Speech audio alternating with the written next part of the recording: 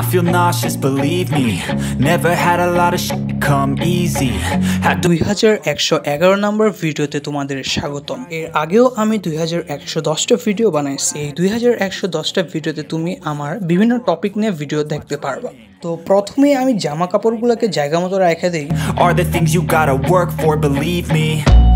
Take into your hands a plan, your own hands can land your own brand. And damn, I feel like no one takes accountability. They want the credibility, convincingly unwilling. এই হচ্ছে আমার 3 বছরের physique. Take a cold shower. Hell yeah. Okay, তো ভিডিওর আমরা শেষ পর্যায়ে চলে আসছি। এই হইতেছে আমার স্ট্যান্ড ফ্যান। তো দেখতে পারতেছো সব কিছু ঘুরতেছে, আওয়াজ হইতেছে। আজকে আমি জীবনের প্রথম নিজের ভিডিওতে ডাবিং করার চেষ্টা করছি।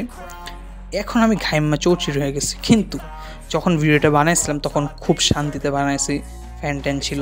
তো তোমরা দেখতে পারতেছো কিছু লেখা, এগুলো আমার ব্যাকগ্রাউন্ডে লেখা। প্রত্যেকটা লেখার পিছনে এক একটা কারণ আছে।